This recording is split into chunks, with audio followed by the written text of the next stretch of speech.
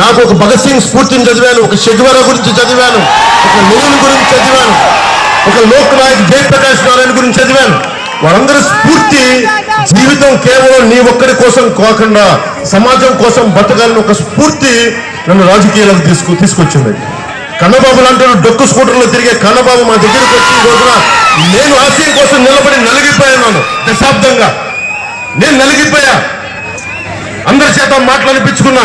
చిరంజీవి గారు పెట్టిన భిక్ష తీసుకొని ఈ వైసీపీ ఎమ్మెల్యే కన్నబాబు ఆయన పడేసిన భిక్ష, ఆయన పడేసిన భిక్షని వైఎస్ జగన్ ఆయన్ని పాపం సంబంధం లేదు.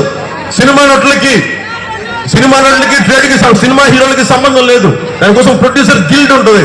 చిరంజీవి గారి అహంకారంతో జగన్ మహేష్ బాబుని, ప్రభాస్ గారిని, చిరంజీవి గారిని రమ్మని పిలిచి వాళ్ళందరూ ఎందుకు గౌరవం ఉంటుంది? ఒక పార్టీని నమ్ముకుంటే నమ్ముకొని ఉండాలి. నేనే ఉన్నా, ఒక పార్టీ పెట్టా, కింద పడ్డా, నలిగా, లేచా, నిలబడి ఉన్నాను. ఓడిపోయాను, కింద పడ్డాను, తూలేను, తిట్లు తిన్నాను, నిలబడి ఉన్నాను.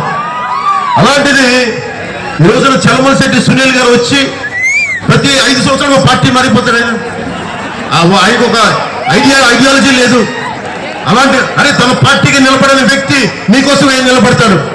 ముఖ్యంగా ఒకటే గుర్తుపెట్టుకోండి, బీసీ సబ్ ప్లాన్ కానీ దాదాపు 20 బీసీ సబ్ ప్లాన్ ఎవరన్నా ఏ పొలిటికల్ పార్టీ ఏ నాయకులను ఏం ఆలోచిస్తారు? మా పార్టీ ఎదగాలి, నేను ఎదగాలని ఆలోచిస్తారు ఎవరైనా.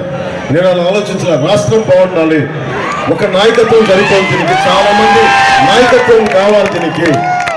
ఎందుకంటే అనుభవం 48 కోట్ల రూపాయలు, 323 కోట్ల రూపాయలు ప్రధానమంత్రి గారు అనౌన్స్ చేశారు. కానీ వైఎస్ జగన్ ప్రభుత్వం మీకోసం ఏమాత్రం ముందు.